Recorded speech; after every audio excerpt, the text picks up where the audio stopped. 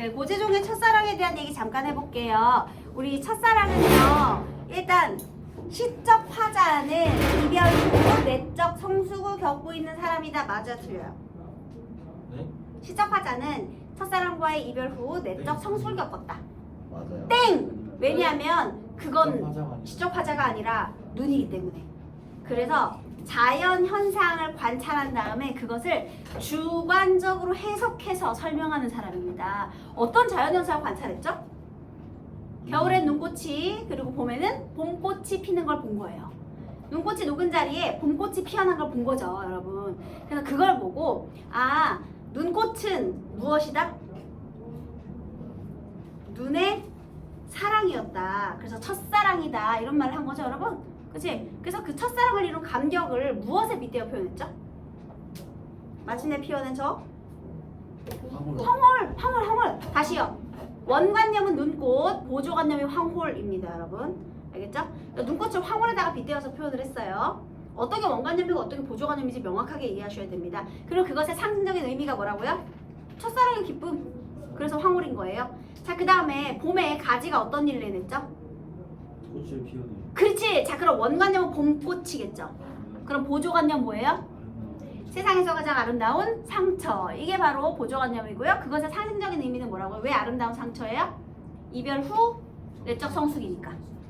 알겠죠? 그래서 지금 자연현상을 관찰해서 주관적으로 해석한 거고요. 대상의 의의도 굉장히 눈에 띄고요. 여러분, 여기에 공간의 이동 있다 없다? 없어요. 하지만 시간의 경과는 있죠. 그 다음에 서리적 표현 어디 있어? 멈추지 않았으랴. 그 다음에 음성상징어 휙도 있고 싸그락도 있죠. 그 다음에 여러분 시각적 어디에서 시각적 심상 확인할 수 있어요? 되게 많은데 특히 뭐 남부분 춤추기도 하고요. 뭐 이런 것들. 그 다음에 청각은 어디에 있어요? 그렇지, 두드려 보았겠지. 그 음성상징어 나오는 부분. 그 다음에 촉각은 어디 있어요? 한번 된자리. 그 된 자리 뜨겁잖아. 그리고 여러분 햇솜 같은 마음 있잖아요. 그거 시각도 되고 촉각도 되는 거예요. 그리고 여러분 직유는 어디 있어요? 햇솜 같은 마음에 있죠. 그리고 은유는요. 황홀, 가장 아름다운 상처. 지금 선생님이 아까 원관념, 보조관념 얘기했었잖아. 그게 다 은유법이에요. 원관념을 보조관념에 빗대는 거죠. 어떤 게 원관념이고 보조관념인지 아셔야 돼요. 그 다음 직유법은 어디 있어요? 햇솜 같은 마음. 그게 직유꽃이 되겠습니다. 오케이? 좋았어. 자, 그러면 이제 141페이지 도종아 흔들리며 피는 꽃 요거 잠깐 볼게요. 흔들리지 않고 피는 꽃이 어디 있으랴. 이 세상 어떤 아름다운 꽃들도 다 흔들리며 피었나니 흔들리며 줄기를 곱게 세웠나니 흔들리지 않고 가는 사랑 어디 있으랴. 여러분 흔들리지 않고 피는 꽃의 동그라미 해보세요. 그 다음에 세 번째 줄에 흔들리며의 세모 해보실래요? 흔들린다, 이거 시련이겠죠? 그럼 이 꽃은 어떤 존재예요? 시련을 극복하고 뭔가 의미 있는 사랑을 이룬 존재죠. 그래서 이 꽃이요, 흔들리며, 그러니까 시련을 극복하고 마지막에 흔들리지 않고 가는 사랑에도 동그라미 해보세요. 시련을 극복하고 사랑이 되었다는 거죠. 그럼 얘들아, 시련을 극복하고 사랑을 이뤘다니까요. 이것도 꽃이지. 그러면 우리 첫사랑에서 어떤 시어와 의미가 동일할까요? 아름다운 상처와 의미가 동일하겠지. 시련을 극복하고 꽃이 됐잖아. 얘도 꽃이 됐잖아. 그지? 그 다음 젖지 않고 피는 꽃이 어디 있으랴. 또 꽃동그라미. 어떤 빛나는 꽃들도 젖으며 피었나니. 젖으며 세모하세요. 얘들아, 여기도 시어의 반복 있다. 그치? 대꾸법이나 시어의 반복 이런 거 다 눈에 띄네요. 또 바람과 비 이것도 세모하세요. 다 시련이에요. 그 다음 마지막에 젖지 않고 가는 삶이 어디 있으랴. 여기 삶도 동그라미 하세요. 여러분, 얘도 자연을 보고 그것을 주관적으로 해석해서 삶으로 확장 적용하고 있죠. 거기 그 꽃이 결국 삶까지 갔잖아요. 사랑이 삶까지 갔죠. 그래서 거기다가 주제 확장 이렇게 적으세요. 결국 인간의 삶에 적용하고 있다. 첫사랑은요? 첫사랑도 인간의 삶에 적용했어요? 야, 첫사랑 인간이지. 인간의 삶에 확장 적용한 거예요. 둘 다 자연현상을 보고 그냥 단순히 눈이 내리고 단순히 꽃이 피는 게 아니라 그럼 첫사랑은 뭐야? 첫사랑을 이루기 위해서 노력이 있어야 된다는 것이고요. 얘는 시련을 극복했기 때문에 더 의미 있는 것이다. 이런 거죠. 그래서 고난을 통한 성숙이라고 하나만 적어도 돼요. 주제가 고난을 통한 성숙. 그래서 얘들아 내적 성숙이니까 아름다운 상처야. 넘어가세요. 자, 이번엔 가시리 공부해 보도록 하겠습니다. 143페이지 학습 활동인데요.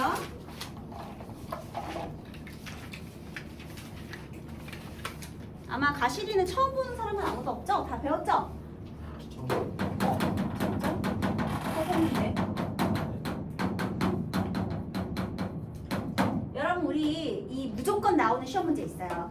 시를 여러 가지 놓고 시적 화자의 태도 비교하는 문제를 무조건 내거든요. 그러면 첫사랑에서의 중요한 포인트는 사랑을 이루기 위해서 뭐가 필요하다? 노력이 필요하다. 그다음 재회에 대한 소망이 있다 없다? 없구나. 없어. 재회에 대한 소망 없어. 여기 눈이 뭐 다시 만나자고 했어?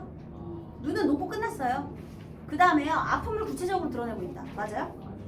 아프다. 내가 눈이 얘들아 아름다운 상처는 가지의 아름다운 상처예요. 눈이 어쨌는지 저쨌는지 나와 있지 않아요. 눈은요 마침내 피어낸 저 황홀을 보아라 해서 끝났어 얘들아. 그 뒤는 없어. 알겠니? 그래서 이제 가지가 아름다운 상처를 터뜨리는 거거든요. 그러니까 거기서 이제 끝났다는 점 기억해 두시고요. 그 다음에 재회에 대한 소망 그런 건 당연히 없지. 오케이? 그리고 여러분 시적화자의 태도 비교할 때 제발 선택지 비교 좀 해주세요. 왜냐하면 가장 이상하게 또 우리 학교 내신 문제는 꼭 얘도 아닌 것 같고 쟤도 아닌 것 같게 문제를 이상하게 애매하게 내거든요. 그러면 그냥 정말 제일 아닌 거 있죠. 무조건 아닌 거 그냥 그런 걸 골라야 돼. 그러니까 선택지 비교를 5개 꼭 하셔야 돼요. 자, 다시 가시리를 공부해 보도록 하겠습니다. 가시리의 갈래는 일단 고려가요예요. 고려시대의 민요가 고려가요입니다. 갈래가 고려가요이기 때문에 고려가요의 특징도 아셔야 돼요. 고려가요의 형식 삼음보, 후렴구나 또는 여음부, 그리고 분연체. 얘들아 분연체가 뭐게? 연으로 나눠졌다라는 거예요. 왜냐하면 고려시대 이전이 통일신라, 신라시대거든요. 신라시대의 노래를 혹시 뭐라고 하죠? 향가, 향찰로 표기된 노래가 향가예요. 너네 제망매가 배웠지? 거기는 10행으로 돼 있죠. 그래서 우리 19채 향가 이런 말 하잖아. 연구는 없지. 행구분만 있지.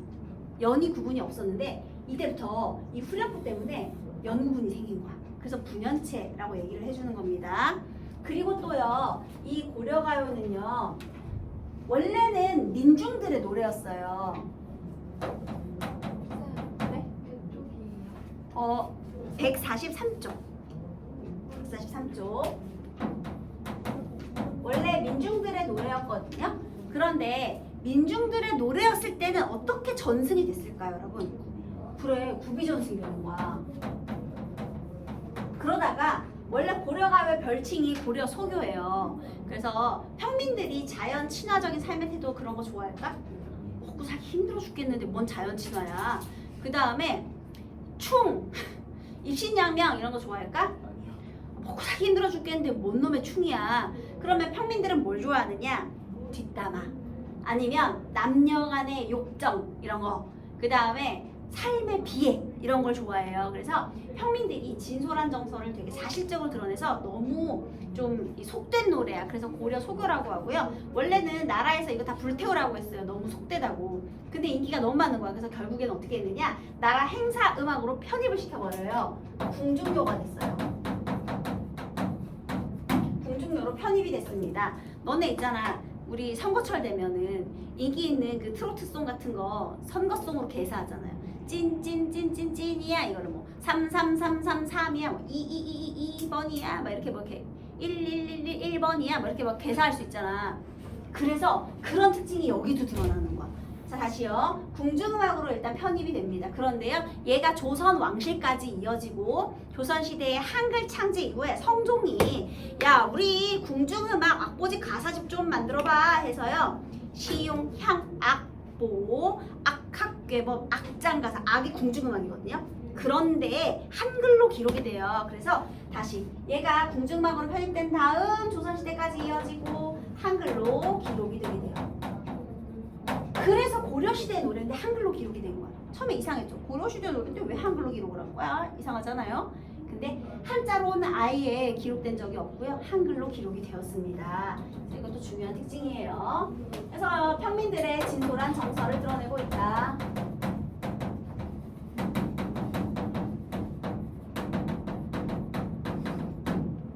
를 드러내고 있어요. 자, 그럼 이제 고려가요. 가시리를 공부해 보도록 하겠습니다.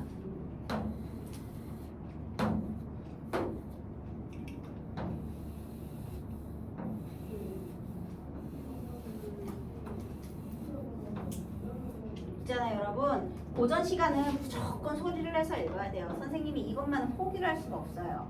왜냐면 읽으면서 성장하는 거야. 자, 따라 읽으세요, 여러분. 선생님 따라 읽으세요. 가시리 있고. 아, 진짜 읽을 때까지 할 거야. 따라 읽으세요. 가시리 있고. 그래서 우결도 선생님처럼 해주세요. 나는 괄호하시고요. 버리고 가시리 있고. 위 질증가 태평성대. 이제부터 후렴구 제외할게요. 날러는 어찌 살라 하고. 읽어야 돼. 버리고 가시리 있고. 잡사와 두얼이 많으는. 읽으세요. 선하면 아니 올세라. 그 다음 서로님 보내 옴노니. 아, 읽어. 가시는 듯 도셔 오소서. 자, 선생님이 지금 몇 번씩 끊어 읽었어요? 에? 가시리 있고. 자, 몇 번 끊어 읽었어? 그래, 3음보죠. 여러분 조심해야 돼. 시조는 몇 음보? 4음보. 가사도 4음보. 향가는 몇 음보? 음보율이 없어요, 향가는요. 그리고 고려가요는 3음보. 알겠지? 자, 고려가요 3음보예요. 진달래꽃 몇 음보? 김소월도 3음보. 자, 어쨌든 가시리 있고인데요. 여러분 여기에서 우리 글자 수 한번 세볼까요? 가시리 셋, 있고 셋. 가시리 있고 이렇게 되거든요. 근데 글자 수가 3, 2조가 돼요. 선생님, 나는 이거는요. 자, 여러분 우리 이런 걸 뭐라고 하느냐? 얘를 여음구라고 해요. 이거 대명사 나의 조사 는이 아니에요. 이거 그냥 짜잔이에요, 여러분. 짜잔. 그러면 의미가 있어, 없어? 없어. 그럼 얘 왜 넣은 거야? 흥을 돋우기 위해서. 그래서 있잖아요. 봐봐, 박자 봐봐. 선생님 박자를 맞춰볼게. 세 박자로. 가시리 있고 나는 버리고 가시리 있고 나는 이렇게 들어가는 거. 추임새처럼. 이해됐어요? 그러면 보통 이런 건 뭐냐면은 박자 중간에 빈 전주가 되게 많을 때 있죠. 너네 있잖아. 전주가 되게 길어. 그러면 우리 그 가수들 응원할 때 거기다가 막 오유 삐까라유 막 하잖아요. 아니에요? 네.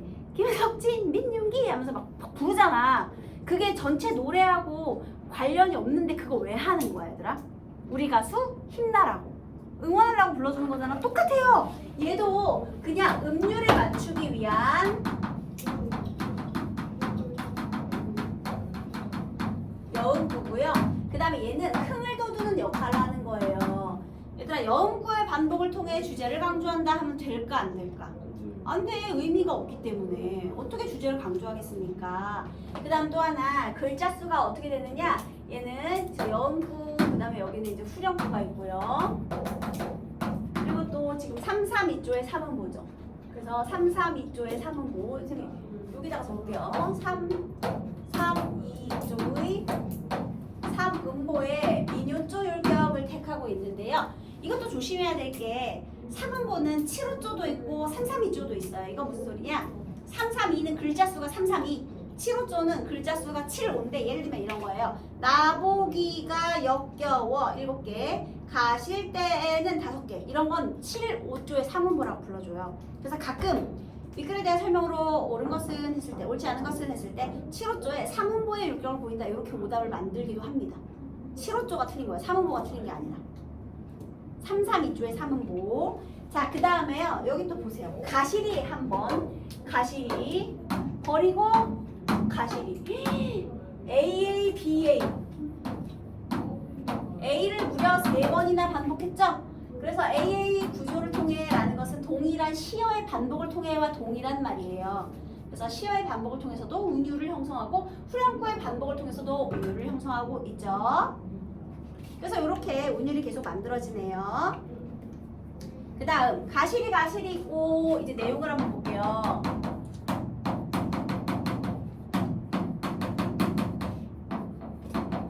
이 영구라고 했어요.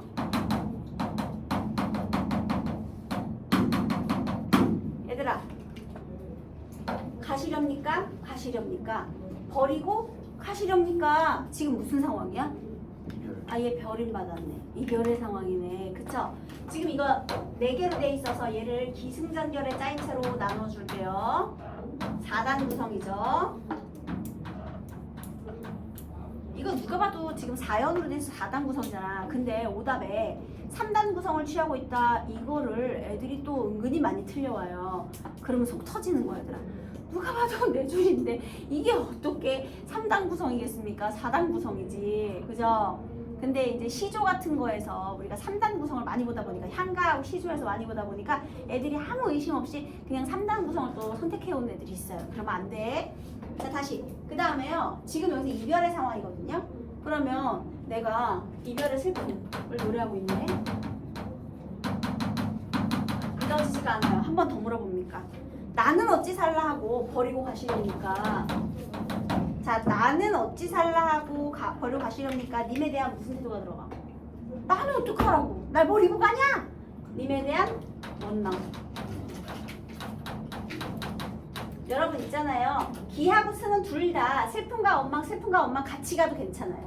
이게 슬픔, 원망 딱 정해지는 게 아니야. 왜냐면 슬픔과 원망의 감정이 2번 다 있어. 2번 다 있기 때문에 같이 슬픔, 원망 같이 있어도 돼요. 원망과 슬픔이라고 해도 돼요, 여러분. 얘를 슬픔, 원망 해도 되고 원망과 슬픔 해도 돼. 상관없어요. 그 다음 잡사와 두어리 많으는 이거는 잡아두고 싶지만 이거든요. 잡아두고 싶지만 선하면, 서운하면 아니 올시에라라고 했어요. 선하면 아니 자 여기 올시에라. 여러분 여기 올시에라라는 말 들어본 적 없죠? 요 리을시에라 요 놈은 어떻게 해석하냐면요. 뭐뭐 할까 두려워 이런 뜻이거든요. 그럼 요거 한번 해석해 볼래요? 올시에라 어떻게 해석할 거야? 아니 올까 두려워 이렇게 된 거예요. 그러면 잡는다는 거야 안 잡는다는 거야? 여러분 여기서 엄청나게 중요해. 니네들이 님에 대한 원망의 태도가 드러났다고 하니까 절제라는 단어하고는 어울리지 않는다는 생각을 하나 봐요. 근데 여러분 내가 되게 잡고 싶었거든요. 근데 여기서 잡지 않았죠. 잡아두고 싶지만 이렇게 생각했기 때문에 보내준다라고 했잖아. 그래서 여기에서 지금 뭘 하고 있는 거야? 감정을 요 부분에서요. 감정을 절제하는 거예요. 여기서 끌어오르려는 감정을 눌러준 거야. 감정 절제했어. 그래서 여기서 보내주겠다는 거죠. 체념.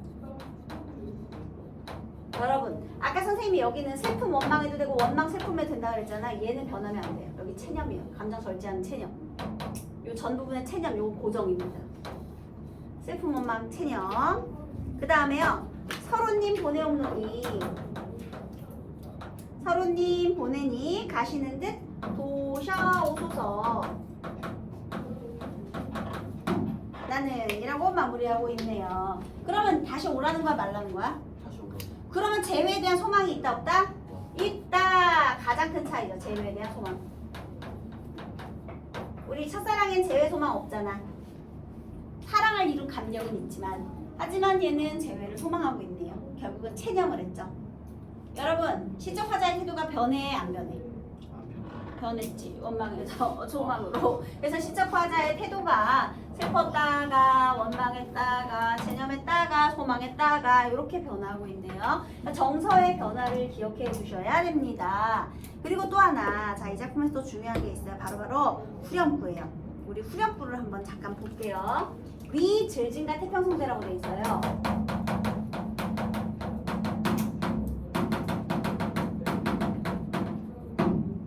여러분 여기 잘 보세요. 위 감탄사예요. 들증가는 찡찡찡 의성어예요. 아기 소리 흉내는 의성어. 찐찐찐 이런 거. 그 다음 태평성대. 우리나라 만세 같은 거야. 송축의 의미. 지금 누가 봐도 이거 전체적으로 내용 어떤 내용이니? 이베르 정환이잖아. 근데 갑자기 우리나라 만세 이건 뭐야?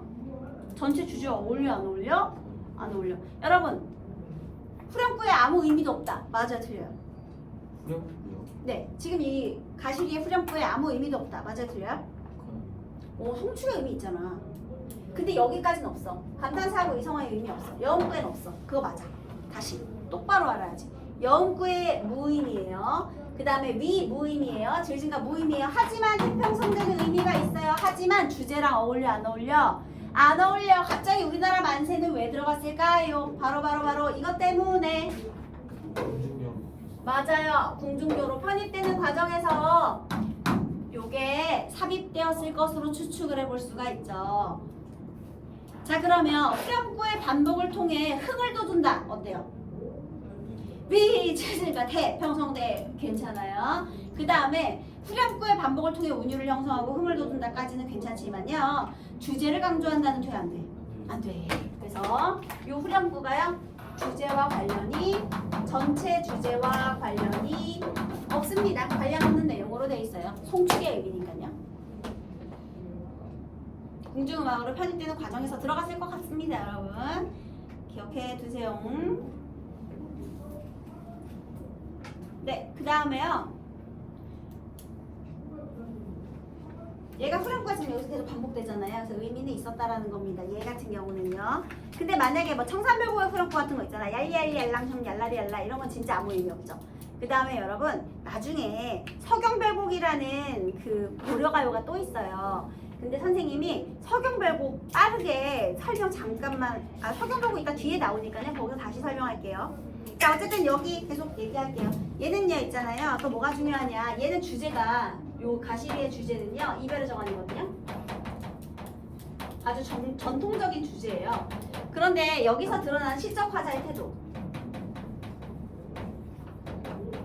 자, 시적 화자는요 적극적이요, 소극적이요? 소극적.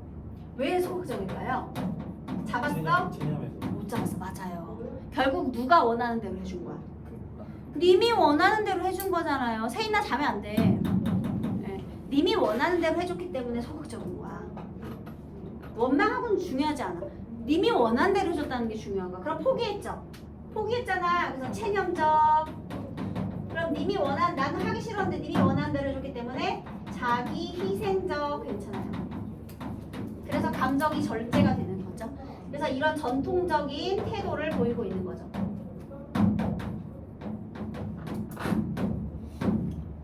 소극적, 체념적, 자기 희생적 태도. 이거 중요합니다. 오케이? 자, 그 다음에요. 우리 요것도 이제 마지막으로 요건 정리해볼게요. 마지막은 아니지만 여러분, 자, 가시리라는 말을 했네요. 자, 가는 주체 누굴까요? 네? 누가 가죠? 님. 맞아요. 주체는 님이에요. 버리는 주체도 누구예요? 네? 버리는 주체도 누구예요? 누가 버려요? 님. 님이 버리죠. 그죠? 네. 근데 그 다음에 나는 어찌 살라고 또 버리고 가냐. 이 버리고 가는 주체는 다 님이에요. 그죠 여러분? 그러면 우리 관계의 주도권은 누구에게 있어? 님. 님한테 있습니다. 그 다음에요. 잡아두고 싶지만 서운하면 아니 올세라. 얘들아, 서운함을 느끼는 주체도 누구예요? 님. 님이죠. 근데 잠깐! 올세라의 주체는 누구게요? 님. 자, 두려움을 느끼는 주체는 누구게요? 나. 그래, 이거 화자야. 올시라가 맞다. 네, 주체는 화자예요. 다시 올시에라를 해석을 해봐. 어떻게 해석해? 아니, 올까 두려워. 안 올까봐 두려워지. 봐봐, 두려워하는 주체가 누구야? 화자잖아. 그래서 올시라의 주체는 화자입니다. 두려운 사람은 화자예요. 님이 두려운 게 아니죠. 그래서 가시는 듯 다시 오소서라고 하는 거예요. 다시 오는 주체도 물론 님이에요. 그런데 여러분, 서러운 님을 보내옵노니 보내는 주체는 누구죠? 나. 이건 나거든요. 근데 그럼 서럽다의 주체는 누굴까를 봤더니요. 이 서럽다의 주체는 둘 다 돼요. 왜냐하면 얘를 일부러 이렇게 표현을 했거든요. 이거 중의적 표현인데요. 자, 요 놈을 쭉 당겨서 선생님이 여기다가 적어보도록 하겠습니다. 만약에 서럽다의 주체가, 서론의 주체가 화자라면, 그러니까 내가 서러운 거야. 그러면 얘는 어떻게 해석하냐면요. 나를 서럽게 하는 님.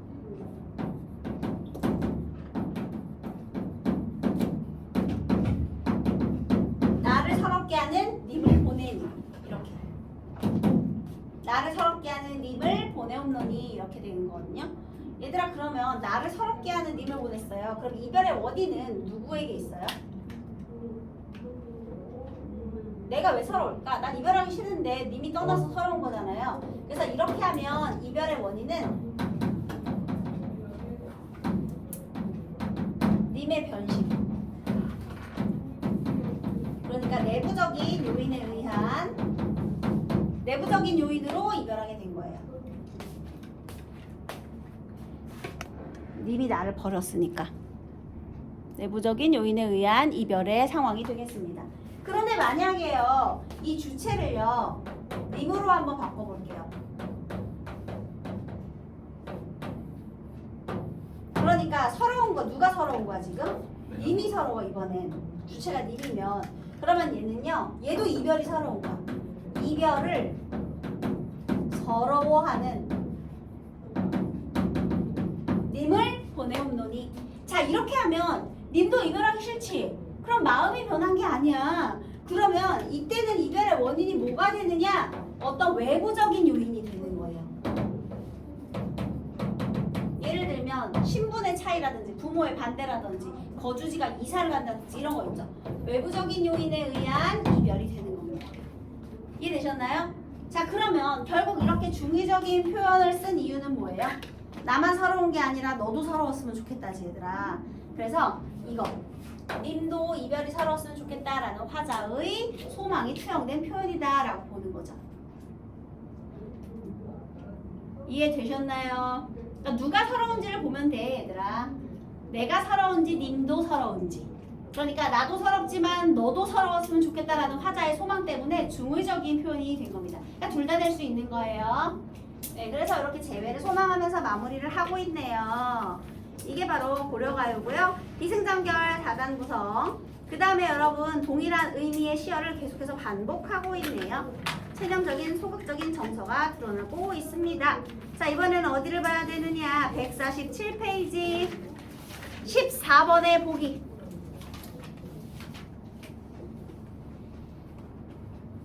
자, 여기에 서경별곡이 나오죠? 얘도 시작화자의 태도가 되게 중요해요. 그래서 얘는 아마 거의 무조건 나온다고 보시면 됩니다. 안 배웠는데도 나오나요? 네네네. 안 배웠는데 그냥 막 내요. 자, 이번에 작담 이상의 서경별곡. 얘도 똑같이 고려가요예요. 그런데 여러분 이상한 점이 있죠. 여기는 보니까요. 서경이 아질가, 서경이 서울이반은 이렇게 돼 있지. 여기 중간에 뭐가 있어? 여러분 아질가에다 이렇게 괄호해보세요. 그 다음에 위 두어렁샹 다링디. 누가 봐도 이게 뭐겠니? 후렴구겠지 뭐야. 그지? 얘가 후렴구거든요. 근데 여러분 이번에는요, 후렴구의 의미가 하나라도 있어 없어? 없죠. 아까 가시리의 후렴구도 의미가 없었니? 아니요. 거기는 무슨 의미가 있었죠? 주제와는 관련 없었지만 송축의 의미 있었잖아요. 근데 이놈은 진짜 의미 없어. 그냥 흥만 둬도 두어렁샹 다링디리 이렇게 됩니다. 자, 그 다음에 닭꼰대 아질가. 여러분 여기 또 있잖아. 닭꼰대 아질가. 여기 또 괄호하면 돼요.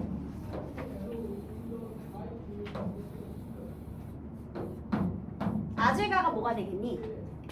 얘가 여음구가 되겠죠? 여음구. 그래서 여기 있는 걸 한 번 더 이렇게 받아주는 거예요. 이렇게. 그 다음에 여기가 이제 후렴구. 그래서 이 후렴구는 의미가 없다. 흥을 돋운다. 운율을 형성한다. 이게 되겠습니다. 그러면 이제 뒤는 뭐만 되냐면 여기 아질과 뒤만 보면 되는 거예요. 알겠죠? 자, 그럼 이제 아질과 뒤만 한번 가볼게요. 서경이 현대어로 쓸게.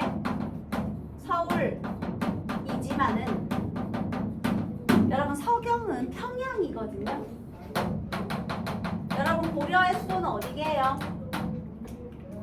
송도 또는 개성이잖아요. 뭐야? 근데 왜 서울이라고 했을까? 여러분 평양이 수도인 나라가 있었지. 어디야? 평양성. 한국사 시험 어떻게 보려 그래?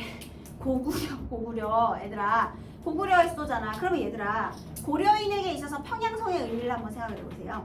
고려라는 나라가 고구려의 기상을 이어받은 나라라. 후고구려잖아 얘들아. 그치? 그러면 자부심이겠지. 자부심이야. 너네 그거 아니? 원래 우리나라의 수도가 서울이었잖아요. 근데 전 대통령님께서 수도를 세종시로 바꾸려고 그랬어요. 그랬더니 국민들이 반발이 너무 심한 거야. 정서적 반발이. 그래서 그냥 수도 냅두고 행정수도를 다시 만들었죠. 그러니까 그런 거랑 똑같은 거야 얘들아. 그러니까 고려의 수도는 개성이 맞아요. 그런데 그만큼 발전된 도시라는 거죠. 자부심이 있는 도시. 평양이 되게 자부심이 있는 도시야. 그러면 지금 누가 봐도 시적화자의 고향이 서경인 것 같거든요. 자, 시적화자는 자기 고향에 대한 애정이 있다 없다? 있다. 자부심이 있는 거예요. 게다가 여기서 닦은 곳인, 여기 닦은 곳이라는 건 내가 나고 내 몸을 닦은 곳, 그러니까 내가 나고 자라는 곳을 말하는 거죠. 닦은 곳인 소성경이 서경이에요. 사랑하지만은 이 같은 거예요.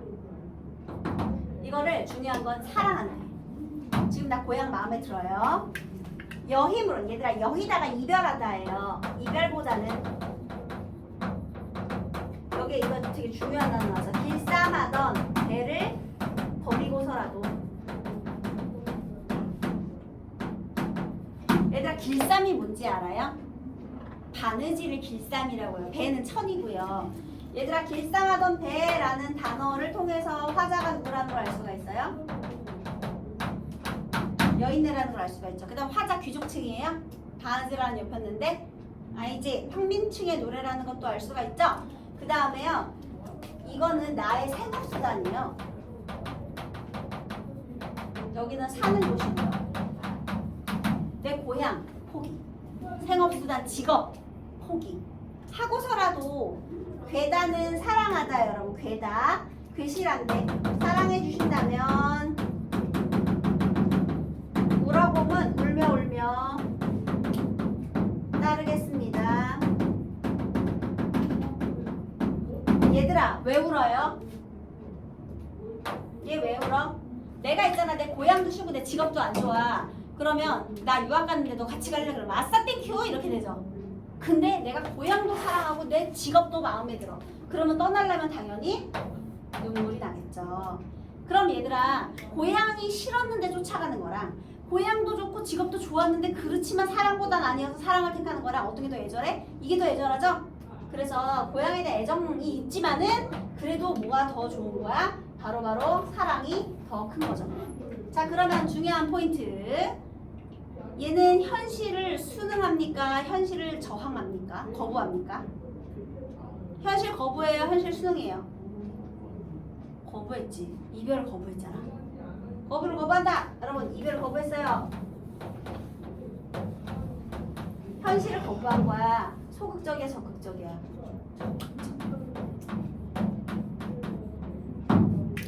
세 명이서 대화를 해볼게요. 우리 첫사랑 고지종 시인이 얘기했어요. 첫사랑은 노력을 많이 하고 정성을 다했기 때문에 참 아름다운 것인 것 같아요. 결국은 상대방에게 정신적인 성숙을 안겨주기도 하니까요. 라고 했어요. 그랬더니 그 가시리의 화자가 맞아요. 이별하는 것은 정말 마음 아픈 일이에요. 저는 이별한 사람과 꼭 재회하기를 기다리고 있어요. 뭐 이렇게 얘기했어요. 그랬더니 서경berg 화자가 얘기하는 거예요. 여러분 이별하기보다는 적극적으로 행동하고 쫓아가면서 사랑을 이렇게 계속해서 이뤄가는 게 어때요? 라고 말할 수 있는 거죠. 뭔 소린지 알겠지? 이렇게 대화 형식으로도 막 그런 내용 많이 나오거든요. 문제가. 그래서 얘는 적극적이야. 얘들아 우리 고전 시가 문학에 나타나는 여편네 중에서 유일하게 적극적이에요. 다 소극적이야. 얘만 적극적이야. 알겠지? 모든 여편네들이 다 소극적인데 요년만 적극적이다. 이거 꼭 기억해주세요. 서경berg. 알겠지? 우는 이유는 고향에 대한 사랑 때문에 우는 거예요. 하지만 님의 사랑은 절대 포기 못하죠. 그래서 이렇게 요거 나오고 있네요. 그 다음에 여러분 여기서도 영 후렴구가 있고 특히 여기 후렴구는 의미가 전혀 없다. 얘도 기억해 주시면 되겠습니다. 여기까지 할게요.